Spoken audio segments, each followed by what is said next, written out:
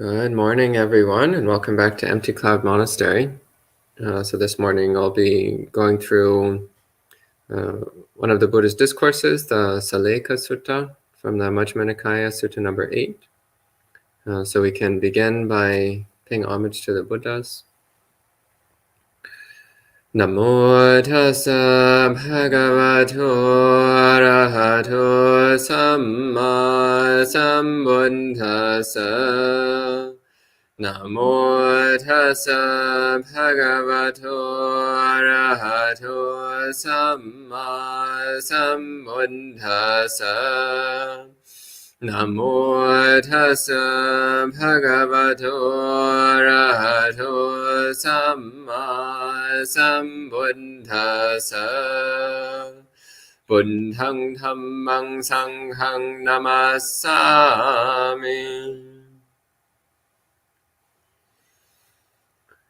So, as mentioned, we'll be looking at the Sallekha Sutta. So this is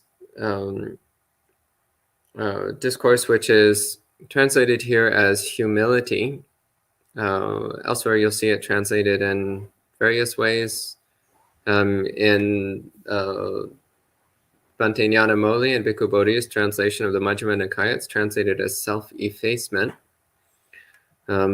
which to me makes close to zero sense.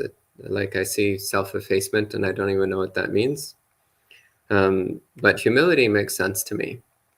So the word Sallekha, it actually comes from the verb likati, which means to scrape. And the prefix sang can mean many things. Can mean complete or together, but it can also mean self. So this is where the translation self-effacement comes from, is that one very literal way to translate the word Sallekha is as self-scraping. So scraping away yourself, scraping away your self attachment, your egotism, your self-centeredness, and so on.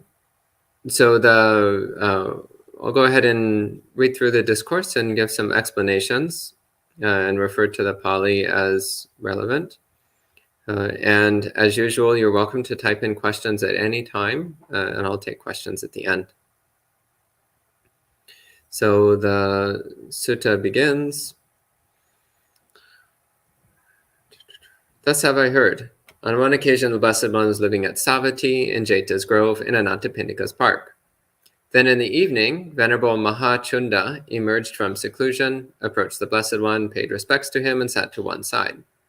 When he was seated to one side, Venerable Mahachunda said to the Blessed One, Bhante, there are many kinds of perspectives that arise in the world, connected with beliefs about self or beliefs about the world. Bhante, when he is just beginning, what should a monk pay attention to so that these perspectives are abandoned and relinquished?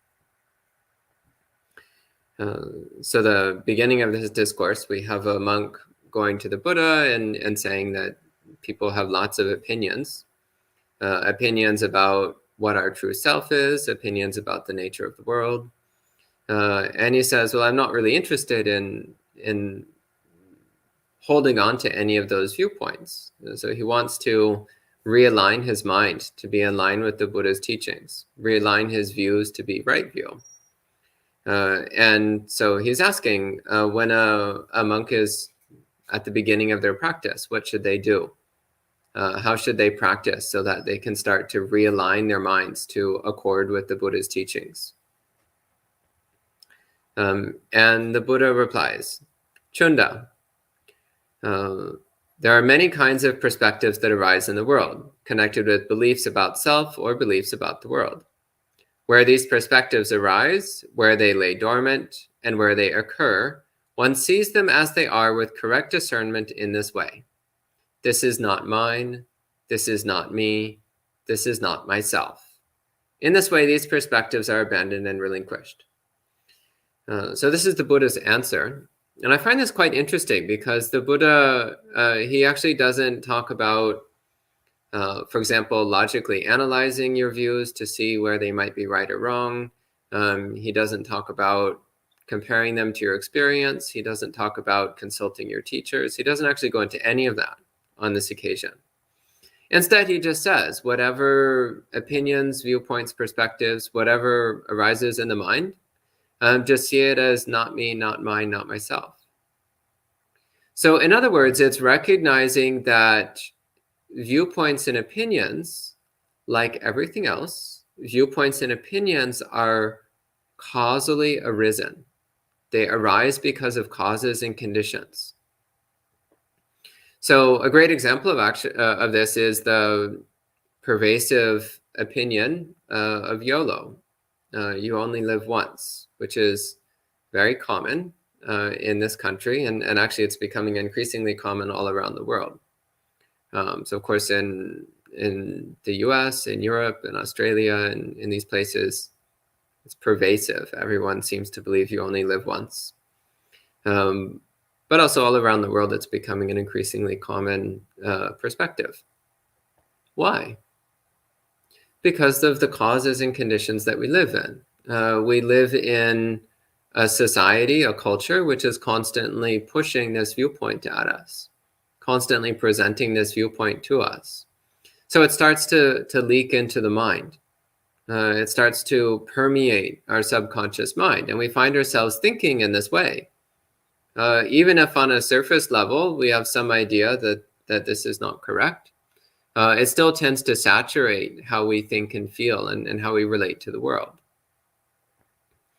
So actually, one of the ways this manifests in Buddhist circles is in terms of the urgency with which Western Buddhist converts tend to approach Dhamma practice. This idea like, well, I have to get the highest results in this life. Well, why is that? Because you only live once. So if you don't do it in this life, it's just not going to happen. So of course, this is completely wrong from a Buddhist perspective. From a Buddhist perspective, we've lived countless lives, an effectively infinite number of lives. And we've got a lot of lives ahead of us. If we don't attain awakening sooner rather than later, we have many, many lives left to go. So we've already been practicing for a very, very long time. And odds are we're going to continue practicing for many, many lives after this one. So what this tends to lead to then is that people who are born and raised in Buddhist contexts tend to have a much more relaxed approach to Buddhist practice, because it's like, well, if I don't get it this life, well, maybe next life or 100 lives after that, but I'll get it eventually. But those who come from YOLO-based cultures tend to have this dire urgency of like, well, I have to do it in this life as soon as possible, because this is my only chance. Ironically, this also then leads to difficulties in practicing, because since one is coming from a place of wrong view, namely the wrong view that you only live once, well, wrong view is actually the single greatest obstacle on the path. So if one is immersed in wrong view, if one is practicing based on wrong view, well, that only leads downwards. It doesn't lead upwards. Anyway, so the Buddha, again, he's saying, recognizing that the views and opinions that are present in your mind are the result of your conditions. So whatever people have been telling you, whatever you've been seeing on the news, whatever you've been seeing in movies, whatever you've been reading in books, not that anyone reads books anymore, whatever you hear from your friends and family, like all of this conditions our opinions, our viewpoints, our beliefs, our perspectives. So it's not you. It's just your culture, it's your upbringing, it's your family, it's your schooling. It's all of that expressing itself through your mind. But all those opinions and viewpoints are not you. They're just the result of your conditions. So this, the Buddha says, is actually a very direct way of abandoning wrong view, is just to recognize that all those views and opinions in the mind are coming from external sources. Then the Buddha goes on from that point. So now he's talking about humility, or Sallekha, so this practice of relinquishing egotism, of dropping one's attachment to self. So he starts off by saying that the way to abandon wrong view is through practicing anatta sanya, recognizing that things are not self, not me, not mine, not who I am.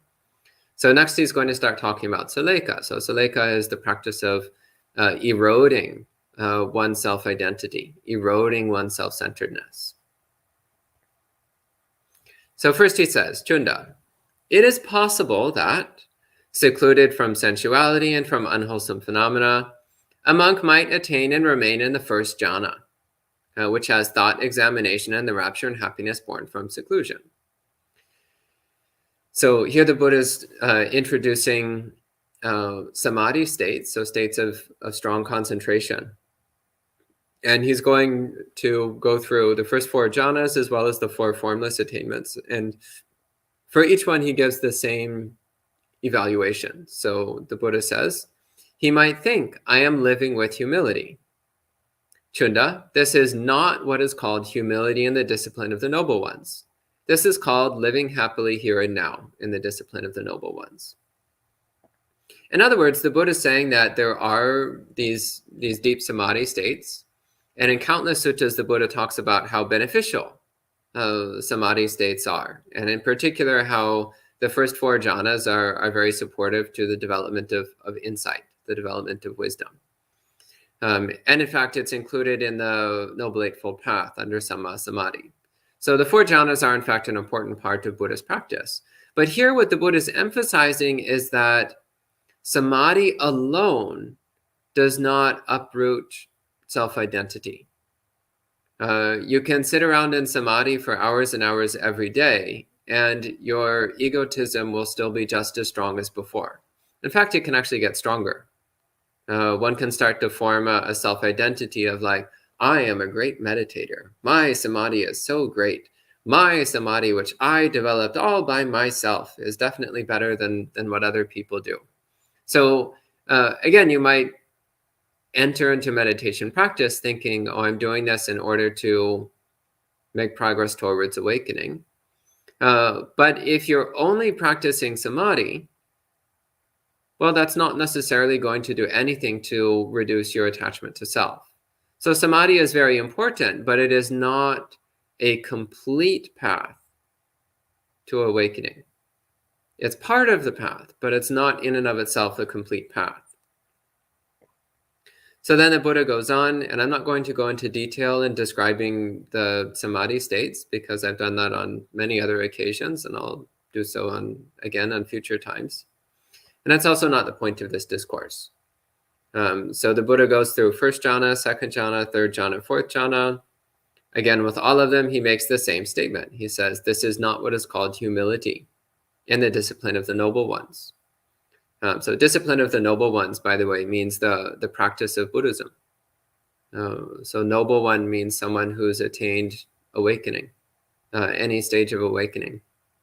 So the discipline of the noble ones is the practices that lead to becoming a noble being oneself, that leads to attaining awakening. Interestingly enough, by the way, in the Pali text, the word here is vinaya. So ariyasa vinaya means the discipline of the noble ones. So this is not vinaya in the sense of the monastic rules, the rules for bhikkhus and bhikkhunis, but rather the word vinaya here is being used in a much broader sense to mean all of the practices and trainings that we do in Buddhism, whether you're a layperson or a monastic. So normally the word vinaya refers to the rules for bhikkhus and bhikkhunis, but sometimes in the suttas it's used in a broader sense to mean the practices and trainings of Buddhism as a whole. Then again, the Buddha goes through the 4 formless attainments. So the perception of infinite space, the perception of infinite consciousness, the perception of nothingness, and the state of neither perception nor non-perception. So again, these very refined states of samadhi where one's body disappears entirely and one is dwelling purely in a mental abstraction. So again, one might think, that this is a state of eroding one's sense of self, because we tend to identify as our bodies. So practicing samadhi to the point where your body disappears, well, that would seem to be a great way to take away your sense of self. But actually, the Buddha says that's not achieving the purpose of eroding one's sense of self. Okay, yeah, your body seems to disappear for a period of time when you're in these very deep samadhi states. But the tendency to identify as your body is not removed. So when you emerge from that samadhi state and you reestablish contact with your physical body, you will still immediately identify it as my body. You'll still tend to think, this is my body, this is who I am. So even entering deep samadhi states where the body disappears does not remove the tendency to identify as your body. And similarly, even though in samadhi states, one's thoughts disappear, the mind becomes extremely peaceful and clear, most mental activities fade away, and in the most subtle and refined states of samadhi, the mind becomes basically completely blank, completely silent. But that's just a temporary condition. It doesn't change the underlying tendencies towards self-identity, the underlying tendencies towards self-conceptualization and self-attachment. So then at this point, the Buddha goes into the central statement of the sutta. So many of the suttas are built around a central statement. So there's some kind of introductory statement, then there's the central teaching, and then there's a concluding portion. So now we're coming into the central statement, the primary part of the Sallekha Sutta. And in many monasteries, this section of the sutta is recited as part of their daily chanting. So the Buddha says, Chunda, this is how you are to practice humility. Others will be cruel. We will not be cruel. This is how to practice humility. Others will kill. We will not kill. This is how to practice humility. Others will steal. We will not steal. This is how to practice humility. So this is where, again, the Buddha is starting to go through a list here, and there's many more items on the list. But just taking a moment to look at what the Buddha is doing here. So it's actually starting with a recognition that we are setting ourselves apart from other people, which seems like an odd way to approach the diminution and removal of self-identity, because it's actually starting by establishing a clear identity. Others will be cruel. We will not be cruel. So it's actually separating ourselves from others. It's like, yeah, there are people in the world who are cruel, people who kill, people who steal, and so on. I'm not going to be like that. I'm going to be different. I'm going to be someone who is not cruel, someone who does not kill, someone who does not steal. So it's establishing a self-identity, but it's establishing a wholesome self-identity. So that's the first important point here. So while Buddhist practice does eventually lead to the elimination of self-identity, much of Buddhist practice is actually focused upon replacing unwholesome self-identities with wholesome self-identity. So establishing the identity, I am a person who does not kill.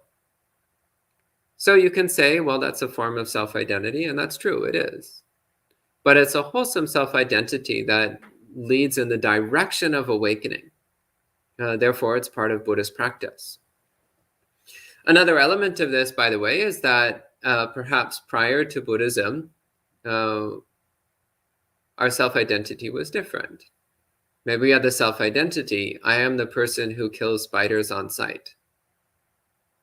I am the exterminator of ants. I am the one who takes whatever I can get away with taking.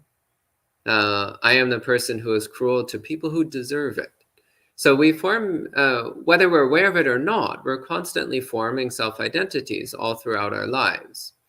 But those self-identities are arising from preference and delusion. They're often quite unwholesome, counterproductive to the path. And we often don't even realize that we're formulating self-identities. we just think, well, this is who I am. If we're very sharp, we might recognize that we have some control over the process of becoming. But nonetheless, we're still deeply immersed in and addicted to the process of self-identification. In fact, there's a common concept in non-Buddhist circles of figuring out who you are, like trying to find out who you are, what kind of person you are. But actually, what you're doing is you're constantly creating who you are. There's not any inherent true self to be found, but rather you create who you become. So the Buddha here is saying, well, take control of that process, take control of the process of self-becoming, and shape it in a wholesome direction. Shape it in a way that leads towards awakening. And another way that this then contributes to eroding one's sense of self. So we're dropping our previous random or delusional or defiled or conditional self-identities, and we're generating a new one. But the new one that we're generating is following the template given to us by the Buddha. So we're not just going by our preferences, but rather we're following a clearly laid out template, which is the same for everyone. So therefore, it's not something which we can say, well, this is my unique creation, my personal blend. So Bhante Suddhaso TM. No, it's not. It's just Buddhism. So it's completely removing the self-identity. So I am not special. I am not unique. I'm just another random person who's following the Buddhist teachings. That's all. And in practicing the Buddhist teachings, we're trying to actually drop everything that makes us special. And instead just commit to being an embodiment and representation of the Buddhist teachings. So this completely depersonalizes the whole process, and it completely depersonalizes who we are and what we are. So the Buddha continues with this list. So starting off here, actually I find it interesting that the very first one the Buddha starts with is, others will be cruel, we will not be cruel. So the Pali here is vihingsaka, which means cruel, but also harmful. So many people are familiar with the term ahimsa, which means non-harming. So hingsa and vihingsa, these are related words. They both have the sense of harming or cruelty. So the Buddha is saying, others will be cruel, but we will not be cruel. So this is starting with the motivation of compassion. So it's recognizing that we don't want to contribute additional suffering to the world. There's already enough suffering in the world. We don't need to add more. And we're also not making a distinction between creating suffering for others and creating suffering for ourselves. So since Buddhism is ultimately about transcending suffering, it's actually a very important statement that we start with saying, I will not be cruel. Because that also means not being cruel to yourself. Not creating suffering for yourself. So first, stop creating suffering for yourself. And then you can work on removing suffering from yourself. And again, not making a distinction between self and others. We also don't create suffering for others, and we try to alleviate the suffering of others. We don't draw a sharp line there. And he goes into standard examples from the precepts and from the Eightfold Path. So not killing anything, including insects, not stealing. So the Pali term here it's actually adinna adana. So adinna means not given, and adana means taking. So taking something that's not given to you. This is a bit more refined of a concept than stealing. So it's asking ourselves, is this actually something which has been given to me? Is this something which is mine to take because others have given me permission to take it? So this is a more refined understanding of than simply not stealing. The next one says, others will live a non-spiritual life, we will live a spiritual life. So the Pali word here is brahmachari, which literally means spiritual life or spiritual conduct, but which is commonly understood to refer to celibacy. So if one is ordained Buddhist monastic, then celibacy is a central feature of our life. If one is not an ordained celibate monastic, then instead it's asking it in a broader question. How can I live a life which is spiritual, which is focused upon spiritual practice? So not a life which is centered on materialism or acquisition, but rather a life which places spiritual practice as the central importance, the primary feature of our life. And then the Buddha continues with the principles of right speech. Others will lie, we will not lie. Others will speak divisively, we will not speak divisively. Others will speak harshly, we will not speak harshly. Others will speak frivolously, we will not speak frivolously. So right speech is one of these aspects of Buddhist practice, which is, in theory, it sounds pretty simple, but in actuality, it's extremely difficult. It's very challenging. So constantly watching our speech, watching what we say and why we say it. And also noticing how often we use the behavior of others to excuse our own misconduct. So other people tell lies and we're like, well, everybody's doing it, so it's okay if I do it too. Other people are spreading divisive gossip and we're like, well, I can tell you a few things about that person too. I know what they did last summer.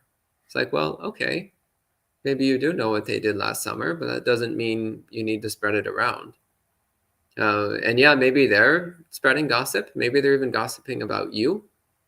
Well, that's sad for them. It's too bad that they're making bad karma for themselves. But that's no reason for you to make bad karma for yourself. It's kind of like, well, everybody else is jumping off a cliff. Well, maybe I should go jump off a cliff too. Maybe not. Maybe you should rethink this plan. So this is another element of this sutta, which I find particularly noteworthy, is that the Buddha is also pointing to this tendency that we have to use the misbehavior of other people as an excuse for our own misbehavior. It's like, well, other people are killing, so I was just following along. I was just doing the same thing. Other people are using intoxicants. Well, I'm just following along. Well, it's not my fault. I'm just going with the crowd. Well, actually, going with the crowd is usually a really bad idea, unless you're staying with extremely devoted Buddhist practitioners. Then it's actually usually a good idea. But the world as a whole, most people are not particularly moral. They're not particularly ethical. They're not particularly wise. They're not particularly restrained. So if you base your conduct upon what ordinary people are doing, then you're going to remain as an ordinary person. And ordinary people are characterized by suffering and delusion. That's not what I want to be. And if you're sincere about Buddhism, it's not what you want to be either. Then the Buddha goes into a couple more examples from again, from the Eightfold Path. He says, others will covet, we will not covet. Others will be aversive, we will not be aversive. So here there's a shift. So up to this point, the Buddha is giving examples of behavior. But now he's talking about states of mind. So coveting is when you want something that belongs to somebody else. So noticing that tendency of mind, when you see what other people have and you're like, ooh, I wish that was mine. Or I want one of those for me. Instead of just delighting in the fact that somebody else has something nice. It's like, oh, well, good for them. So covetousness has this, it has the element of greed mixed with envy. So two states of mind which are destructive to our own happiness, which are built upon self-centeredness. So these are both manifestations of self-centeredness. And which ultimately fuel our self-attachment. They fuel our greedy self-centeredness. And aversion So those of us who are hate types can relate to how difficult it is to deal with aversiveness in the mind. This tendency to dislike, to fixate on what annoys us or irritates us or what we wish was different. So the Buddha here is saying, well, we should really make an effort to not be aversive, but rather to accept that the world is the way it is.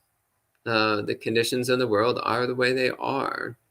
And that there's no value in afflicting our own mind with aversion. Because that's actually what we're doing. Whenever we get into, oh, I hate this and I don't like that and that should be different. And whenever we get into that kind of mind, you can just notice how your mind tightens and clenches into this little miserable ball of hatred. It's not an enjoyable experience. It doesn't lead to awakening, and it contributes to us making really bad choices in the world. So watching that aversive tendency of mind and establishing this determination, I will not be aversive. So trying to pull our mind back from those harmful tendencies. Next, the Buddha goes into the Eightfold Path, and actually the tenfold variant of it. Others will have wrong view, we will have right view. So right view is developed through studying the suttas, discussing them with senior teachers and practitioners, and trying to see them in our daily life. So thinking deeply about them and looking for them in our experience. So right view, again, this is a critical element of Buddhist practice. Others will have wrong attitude, we will have right attitude. So samma sankappa, which is the attitude of, first and foremost, of renunciation, nekkhamma sankappa, the attitude of letting go, of renunciation, of non-attachment, of non-desire, of being content with what you have, not wanting anything special or anything extra, as well as the attitudes of harmlessness and non-cruelty, so as mentioned before. Others will have wrong action, we will have right action. So this is, again, returning to the principles of morality. Similarly, others will have wrong speech, we will have right speech. Others will have wrong action, we will have right action. Others will have wrong livelihood, we will have right livelihood. So returning to the principles of morality, of the physical behaviors that we do in the world, and considering how they affect the living beings involved. So morality in Buddhism is actually quite simple. Don't hurt anyone. Try to help people. That's it. So every single moral practice in Buddhism fits under these two simple principles. Don't hurt anyone. Try to help people. That's it. That's all Buddhist morality is about. So often people ask questions like, what is right livelihood? How do you practice right livelihood? Well, it's very simple. Find a job which doesn't hurt anyone, and optimally try to find a job that helps people. That's it. You can use your creativity to figure out how to apply those principles, but they're very simple principles, and they apply to every single thing that we do in Buddhist practice, which should mean every single thing you do with your life. So this also it's really important to point out that we should not be separating our Buddhist practice from the rest of our life, but rather our entire life should be Buddhist practice. This is how to make progress. Then the Buddha says, others will have wrong effort, we will have right effort. So what is wrong effort? Wrong effort is where you deliberately produce and strengthen unwholesome mind states. So bringing up hatred, bringing up desire, bringing up delusion intentionally. Or when it's present in the mind, you deliberately strengthen it. That's wrong effort. And right effort is the opposite. You deliberately try to drop unwholesome mind states and cultivate wholesome mind states instead. So in military training, for example, they teach people wrong effort. They teach people how to develop a mind of hatred, cruelty, and murderous intent, because that's necessary. if you're going to be a soldier. Hint, if you're Buddhist, don't join the army. Not good for you. It's not going to help you at all. In fact, it's just going to make your mind even messier and more complex. Next one, he says, others will have wrong mindfulness. We will have right mindfulness. Now, this is very interesting. So the Buddha does distinguish between two kinds of mindfulness, right mindfulness and wrong mindfulness. So this means that not all mindfulness is inherently good. So the distinction here, what is wrong mindfulness and what is right mindfulness? Well, in a few places in the suttas, the Buddha defines wrong mindfulness as meaning when you are fixating on something and your unwholesome mind states increase, then that's wrong mindfulness. Or if you're focusing on a particular attribute of something so that your delusion increases. For example, fixating on the apparent permanence of something. That can build up the delusion of permanence. Or a very simple example actually is subha sanya, fixating on the beautifulness of something, or fixating on the attractiveness or pleasantness of something. And you can build up the delusion of pleasure in the mind, the delusion that true happiness and pleasure comes from getting the beautiful and nice things in the world. So this is wrong mindfulness. Fixating on the attributes and characteristics of phenomena in such a way that your defilements increase. That's wrong mindfulness. So I remember years ago, someone was telling me like, oh, I practice mindfulness of beauty. It's like, well, have fun going to hell, because that's what that kind of practice leads to. It does not lead to awakening. It just leads to deeper immersion in defilement. You can be mindful of beauty all day long, and what's going to happen is that your desires and attachments will get stronger and stronger all day long. Does not lead to awakening. So right mindfulness is the four satipatthana. So to be clearly aware of body, feelings, mind states, and mind objects, and in particular to be aware of them as impermanent, constantly arising and ceasing, to be aware of them as impersonal, not me, not mine, not myself, and to practice non-attachment and relinquishment towards all objects of mindfulness. So this is the correct way of practicing mindfulness. So right mindfulness necessarily incorporates the principles of non-attachment, as well as the practice of vipassana, the practice of wisdom. In particular, again, the recognition of anicca, dukkha, anatta in whatever we're being mindful of. Next, he says, others will have wrong concentration. We will have right concentration. So this is miccha samadhi versus samma samadhi. This also is a very important distinction because there's a lot of teachers, of course, outside of Buddhism, there's a lot of teachers who teach miccha samadhi, wrong samadhi. But even in Buddhist circles, you'll encounter many people who teach miccha samadhi, wrong samadhi. So it's important to know how to distinguish between the two. So the characteristics of samma samadhi are, first off, extremely strong mindfulness. So very strong, clear awareness.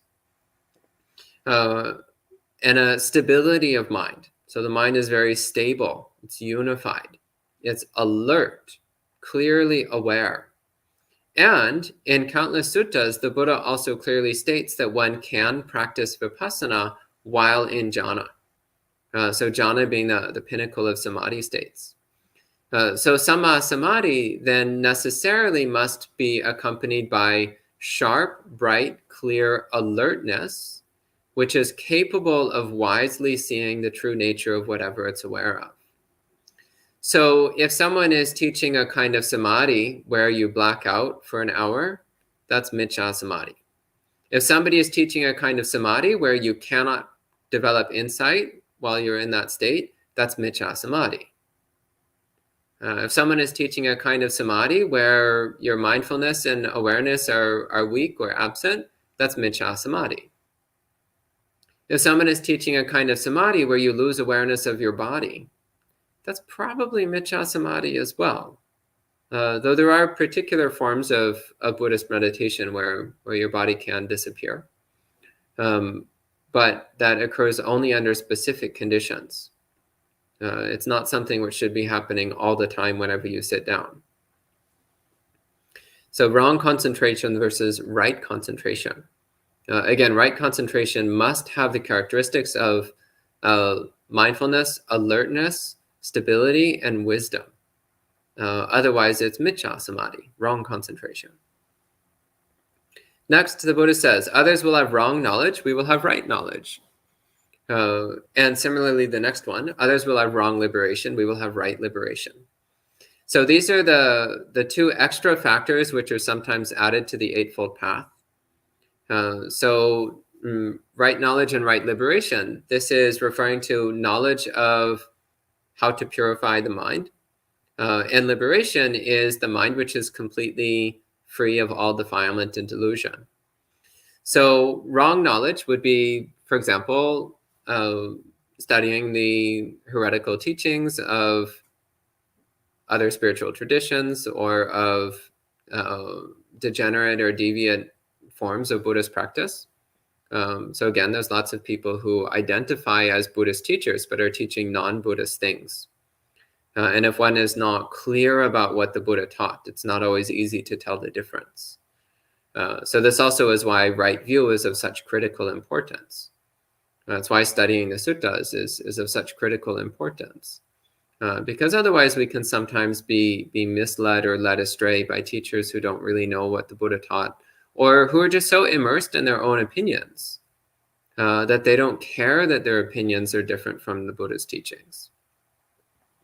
So again, right knowledge is the knowledge of how to purify the mind of all defilement and delusion. And ultimately, this is the transcendent knowledge of how to purify the mind of the asavas, which on an intellectual level, you can get through studying Buddhism. But on a deep level, you only understand through practice, through constantly practicing right effort, constantly practicing vipassana, constantly developing the Noble Eightfold Path. Then you start to develop what's really properly called right knowledge.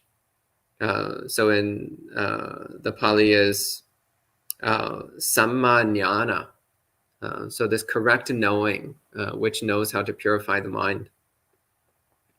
And similarly, right liberation is the mind which is completely free from greed, hatred, and delusion. That's samma vimutti. And this is differentiated from miccha vimutti, so wrong liberation. And this is important because the term vimutti, or its Sanskrit equivalent vimukti, is used in many spiritual traditions other than Buddhism. And it's used to mean things which are very different from how it's used in Buddhism. Same is true of the word samadhi, by the way. You'll encounter the word samadhi in many non-Buddhist traditions. And it's used to mean quite different things. So similarly, the word vimutti or vimukti, you'll encounter it as meaning many things other than what it's meant in Buddhism. So right liberation is when the mind is completely free of greed, hatred, and delusion. So wrong liberation would mean anything else. So for example, in some spiritual traditions, they teach samadhi meditation as the path to what they call liberation. But what they call liberation, we would just call samadhi. We might call it a formless attainment, a formless samadhi state, but we would not call it liberation. We would just see that as a temporary state of mind, but not one which truly liberates the mind from the underlying defilements. And the Buddha continues. So if you thought it was over, it's not over. The Buddha has more to say. The Buddha says, others will be overcome by torpidity and dullness. So in Pali, that's tina midda. So sleepiness, dullness, drowsiness. It's kind of blurry, hazy mind state where it's like, kind of like lolling on your seat, but not alert, not aware. So we will be free of torpidity and dullness. So trying to cultivate a bright, alert mind. especially during meditation, but actually whenever you're not sleeping. Try to keep your mind sharp and awake. Next, others will be agitated. We will not be agitated. So trying to be serene and peaceful all the time. Try not to let the mind become excited. And try to keep your body peaceful as well. So this isn't always easy, but it's part of our practice to be both alert, but also peaceful, serene. Next, others will be skeptical. We will be beyond skepticism. So questioning is good, but it has to be the kind of questioning which leads to investigation and to direct understanding. So skepticism is where you reject something because you don't want to believe it and you don't want to examine it and you don't want to consider it. So you just jump directly into discarding it, rejecting it. So instead, what we're trying to do in Buddhist practice is to investigate and analyze and understand, which means accepting that it's possible that something may be true. You may not want to believe it, but you accept that it might be true, and therefore it's worth investigating to see if it is true.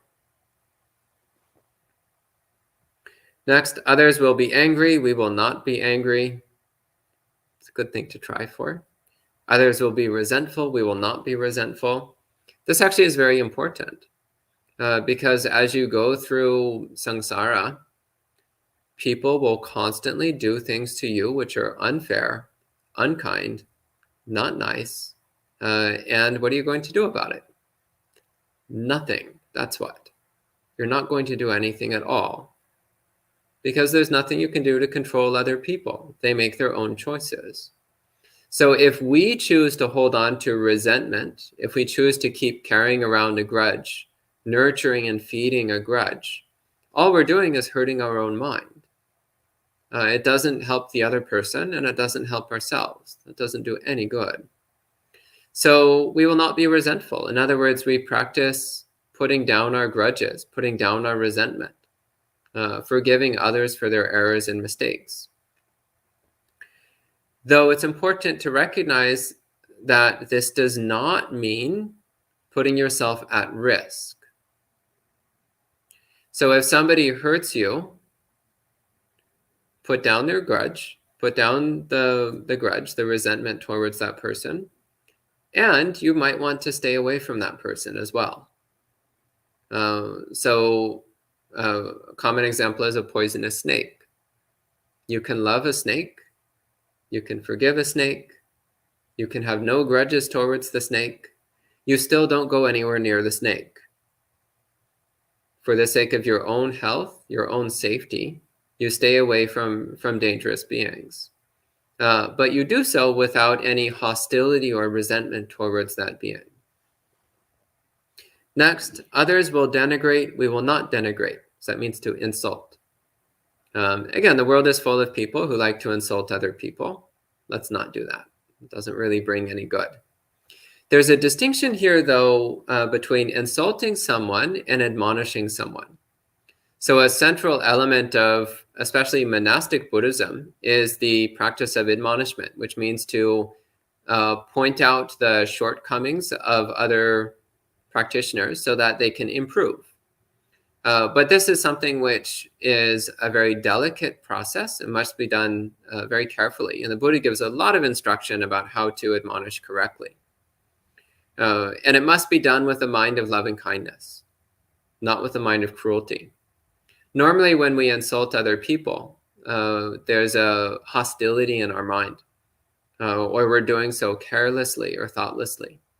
So the Buddha here, he's very clear that when we offer constructive advice to our fellow practitioners, we must do so in the proper way with a wholesome mind.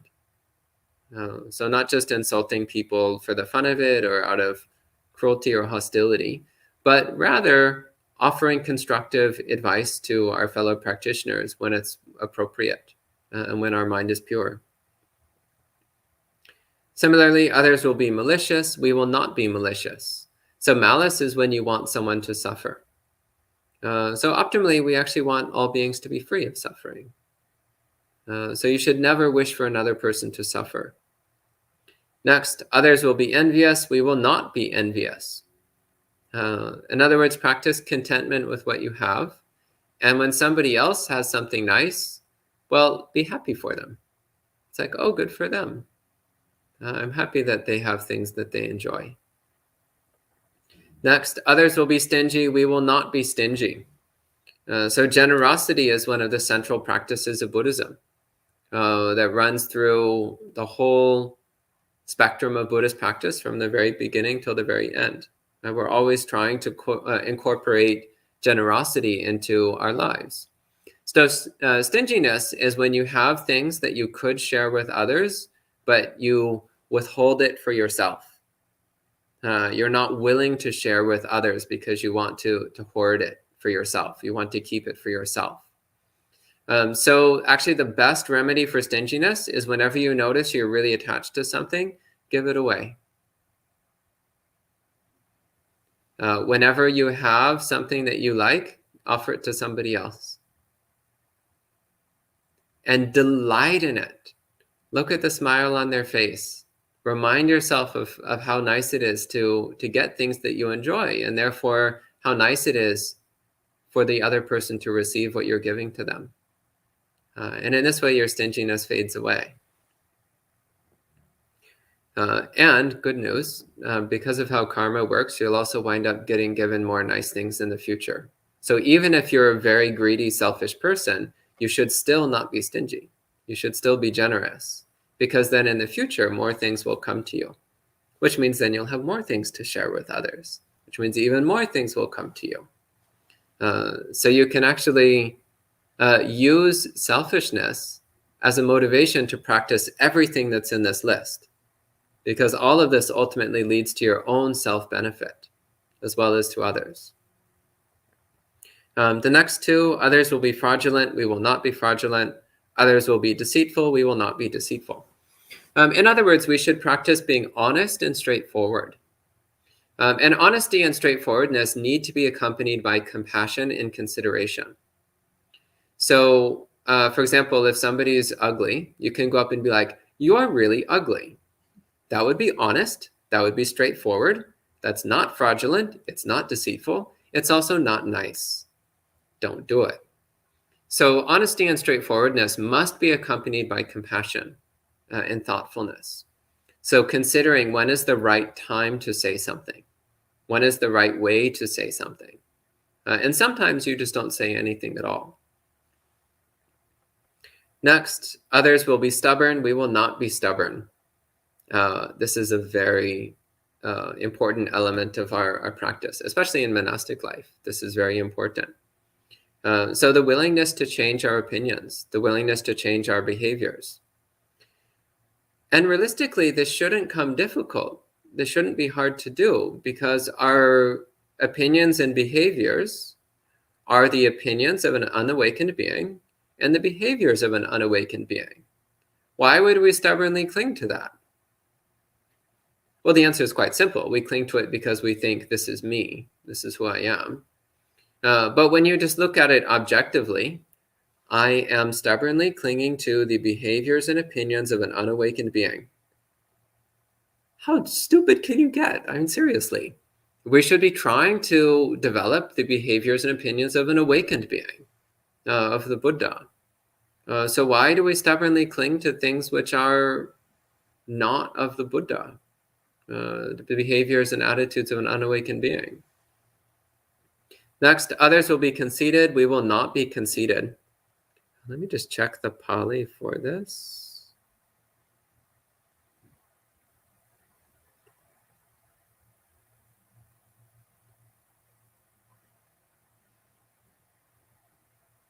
Atimana.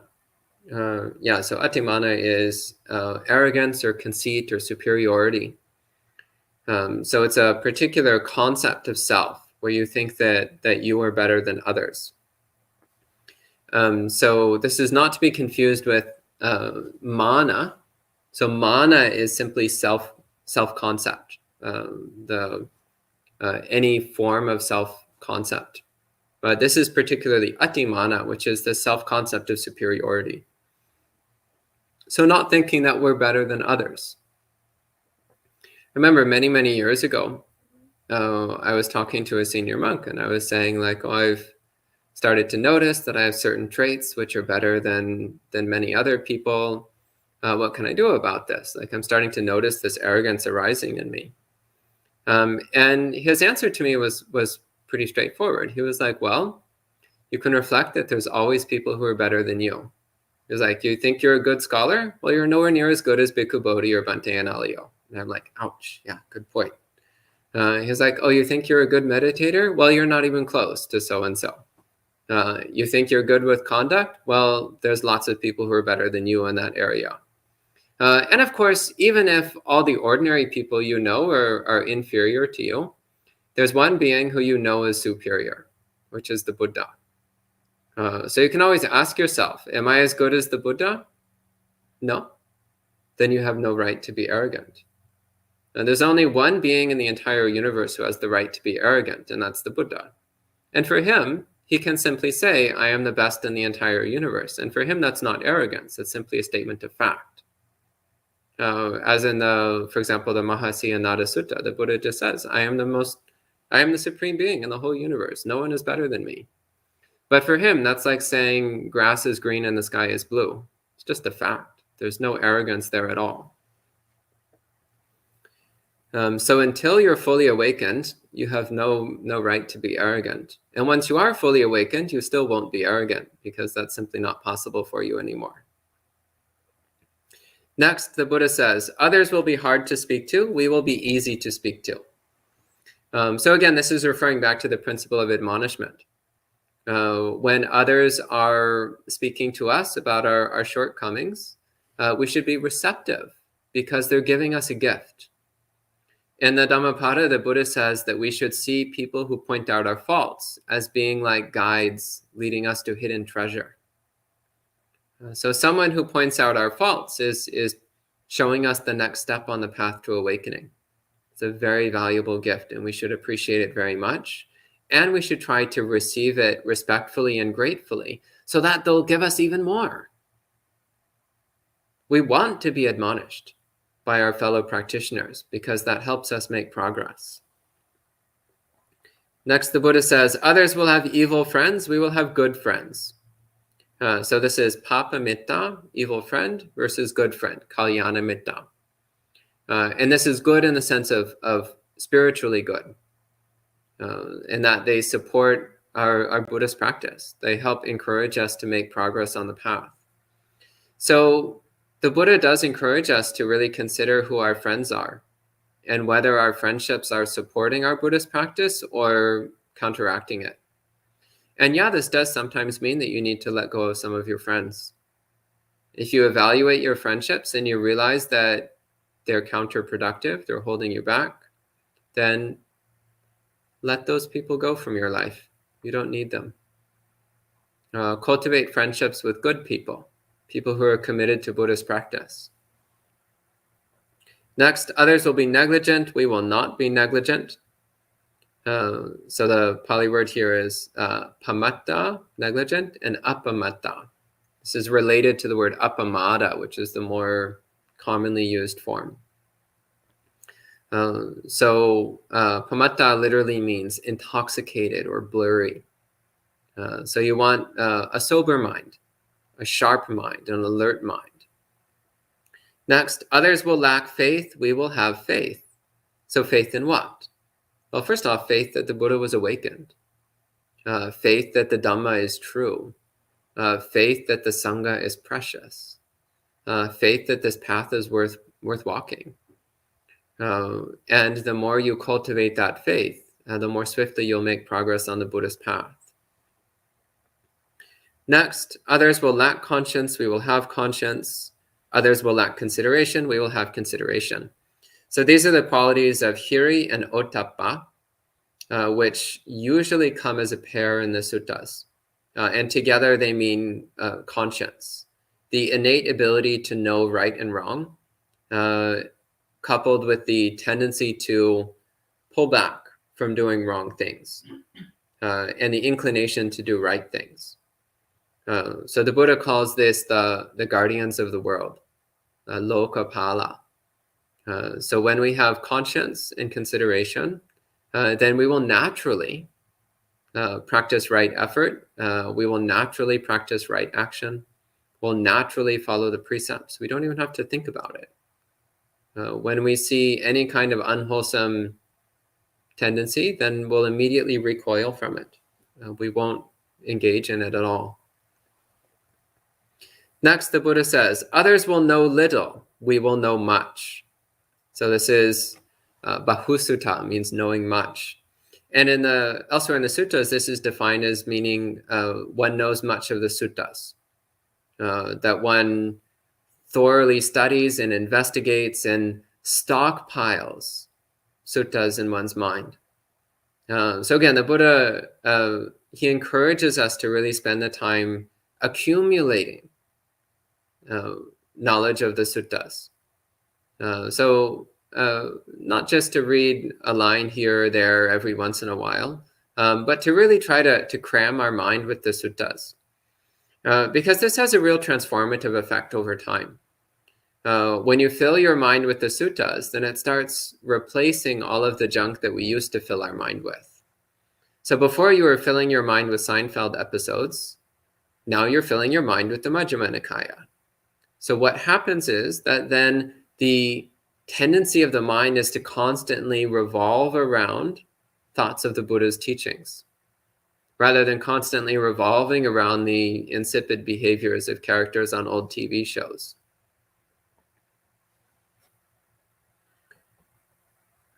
Next, others will be lazy, we will be energetic.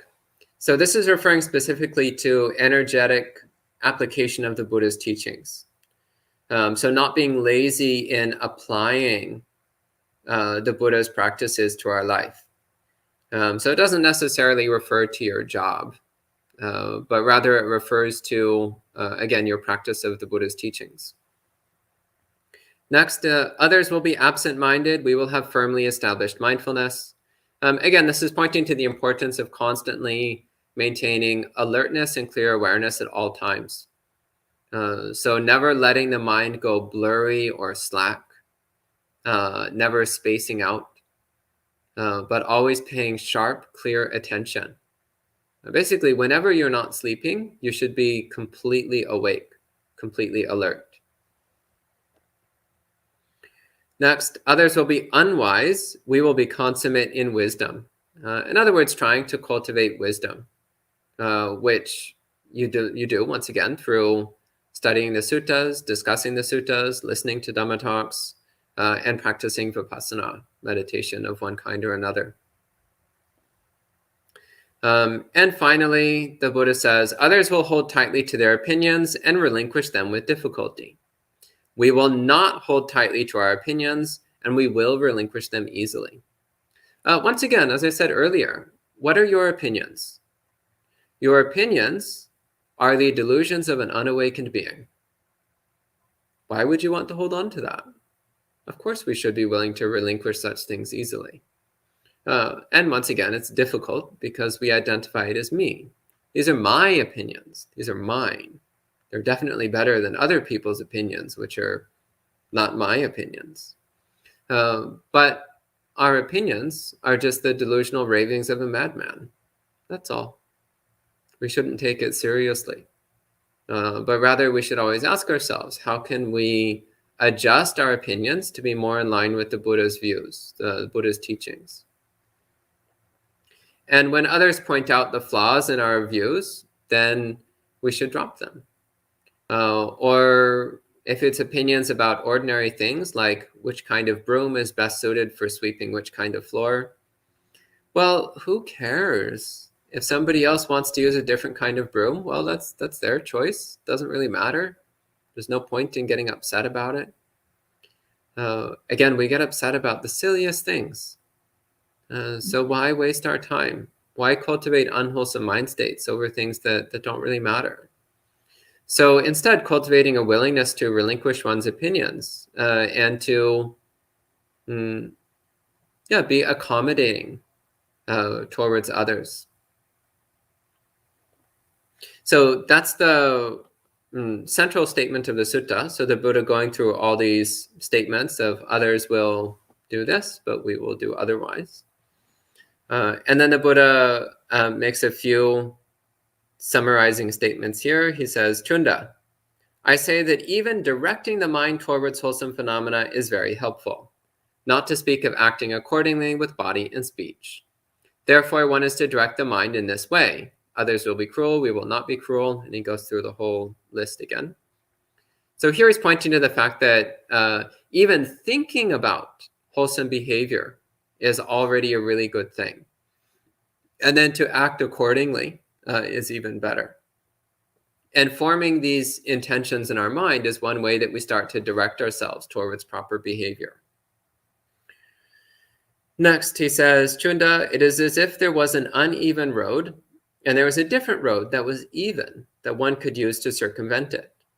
Or there was an uneven ford, and there was a different ford that was even, that one could use to circumvent it. In the same way, Chunda, for a person who is cruel, there is non-cruelty to circumvent it. And he goes through the whole list in the same way. So again, like if there's one path which is very difficult to walk along, very dangerous, and there's another path which is easy and safe, then you take the easy and safe path. So he's saying in the same way, cruelty, killing, stealing, lying, wrong view, and all that, it might seem appealing, but it's actually difficult and dangerous. Whereas Buddhist path is the safe way, the pleasant way, the enjoyable way to live one's life. Next, he says, just as all unwholesome phenomena lead down, so lead down means leads to the lower realms, so rebirth in the hell realms, and all wholesome phenomena lead up, in other words, towards pleasant rebirth, such as in the heaven realms. He says, in the same way, for a person who is cruel, there is non-cruelty for rising up. And he goes through all of this. So again, pointing out that all of these practices that he's listed create good karma and lead towards positive rebirth. Next, he says, Chunda, it is impossible for a person who is stuck in mud to pull another person out of the mud. Chunda, it is possible for a person who is not stuck in mud to pull another person out of the mud. Chunda, it is impossible for a person who is not trained, not disciplined, and not enlightened to train, discipline, and enlighten another person. Chunda, it is possible for a person who is trained, disciplined, and enlightened to train, discipline, and enlighten another person. In the same way, for a person who is cruel, there is non-cruelty for attaining enlightenment, and he goes on through the whole list here. So this also is a very important metaphor that often gets referred to. So when we are practicing the Buddhist teachings, we're doing so not just for our own benefit, but for the benefit of all beings. And so it might look like we're fixating on purifying our own mind, but that's actually because through purifying our own mind, we are most capable of helping other people. As he says, if you're stuck in the mud, then you can't help somebody else get out of the mud. You first need to get yourself free of the mud, then you can help other people. Similarly, if our own mind is an utter disaster, then our ability to help other people is quite limited. It's quite minimal. But as we start to train and develop our own mind, then we start to see how we can help others as well. So then the Buddha concludes, he says, Chunda, I have taught you a discourse on humility. I have taught you a discourse on directing the mind. I have taught you a discourse on circumventing. I have taught you a discourse on rising up. I have taught you a discourse on attaining enlightenment. Chunda, I have compassionately done for you what should be done by a teacher who compassionately seeks to benefit his disciples. Chunda, there are the feet of trees, there are empty buildings. Meditate, Chunda, do not be negligent. Do not do what you will later regret. This is my instruction for you. So the Buddha concludes by telling Chunda, telling his disciple, like you need to actually apply these teachings, and you need to do meditation practice. So recently in one of the Q&As, someone was saying that the Buddha didn't actually teach us to meditate. Well, here it's And you can't really get around it. He's actually directly saying, meditate, don't be negligent. So you really can't evade that meditation as part of Buddhist practice.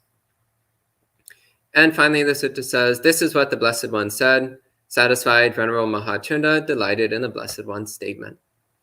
So we can respect the sutta with 3 sadhus. Sadhu, sadhu, sadhu. And at this time, I'm happy to take any questions that you might have. So I see there's several people joining in online. So let's see if there's any questions here.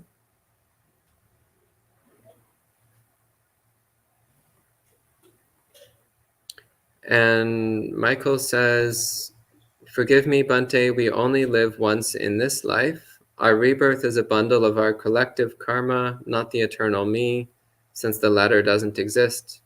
Please correct whatever I've got wrong here. Well, and if you're taking that perspective, then... Please correct whatever I've got wrong here. Well, and if you're taking that... So, if you're taking that perspective, then technically you're not living even right now, because there's no me even in this moment, if you want to see it that way. So then the word me just becomes meaningless. Yeah, you're correct. There's no eternal self that goes from life to life, but technically there's no eternal self that goes from moment to moment. And there's no eternal self even right here and right now. So then it just becomes meaningless. But what we do see is the unfolding of causality from moment to moment, day to day, year to year, life to life. That's what we see. So Buddhist practice is about taking control of that causal process and making decisions that lead to the results that we seek, which ultimately is the result of awakening. So awakening is the result of putting into place the right causes and conditions, which is what Buddhist practice is all about. It's about creating the causes and conditions that lead to awakening.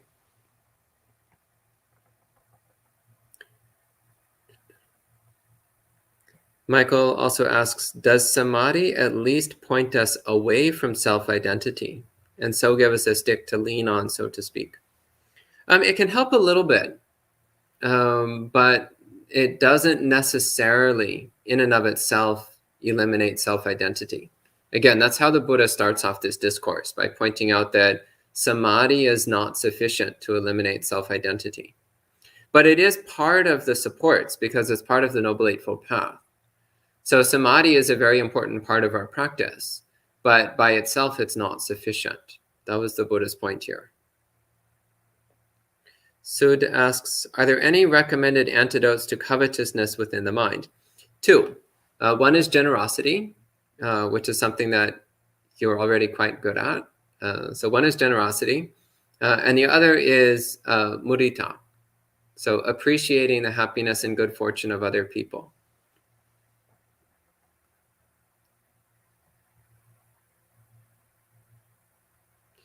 Michael also asks, I sometimes contemplate the beauty of everything, that is, all aspects, including those we normally see as repulsive.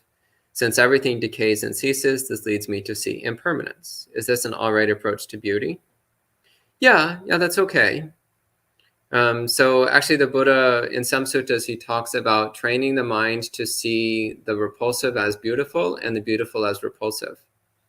So this is one case of where developing the perception of beauty is actually part of Buddhist practice, because it's a way of directly countering the normal tendencies of mind.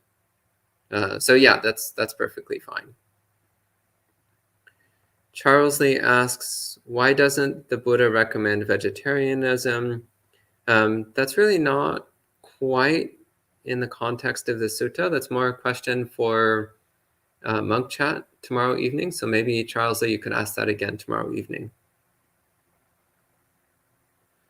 Next, Andre, I hope I'm pronouncing that name correctly. Andre asks, how important do you think it might be to develop a good understanding based on early texts about not only the Buddha's verbal teachings, but also his other actions, the teachings that he showed with his life? also focusing on his own search of liberation and develop a better understanding of cultural and other important contexts. Just read the suttas. Yeah, that's it. That has all the information you need. Once you are thoroughly familiar with the suttas, you've read through all the suttas cover to cover several times, and after you've been intensively practicing the Eightfold Path for many, many years, then you can start digging into some of the scholarly research on cultural context and so on. But don't start there, because if you start there, you'll just make yourself confused. Just read the suttas and practice the Eightfold Path for a few years. Then you can start getting into these more scholarly analyses.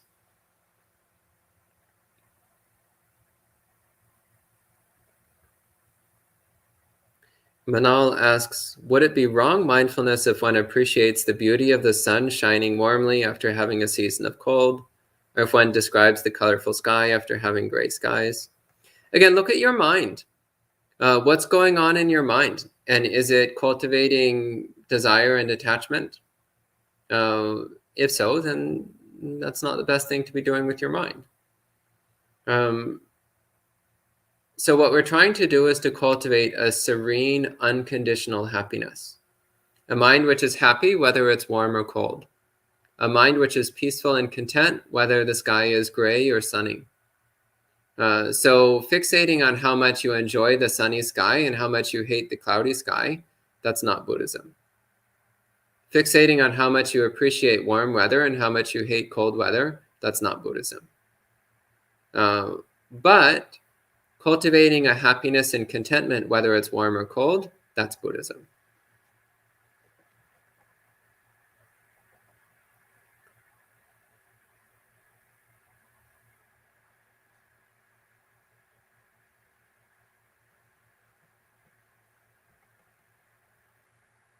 Then Anthony says, there are some discourses on using the deathless element to practice the jhanas. How would you recommend doing this meditation? That's a very interesting question, but out of context. So if you could bring that to Monk Chat tomorrow evening, I would love to talk more about it then.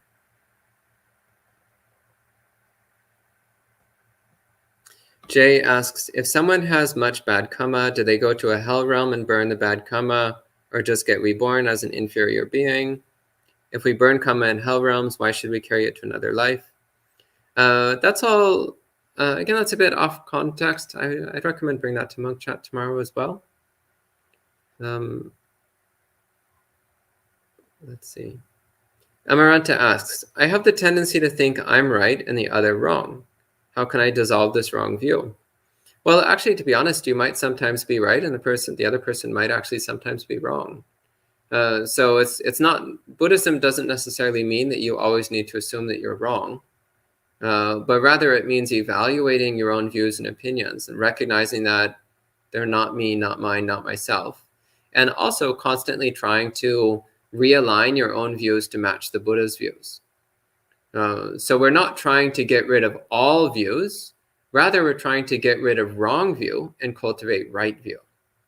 It's an important distinction there.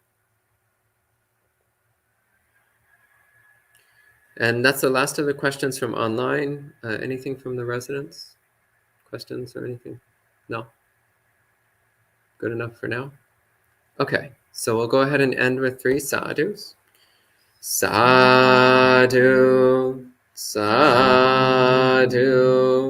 sadhu. And we'll see you next time.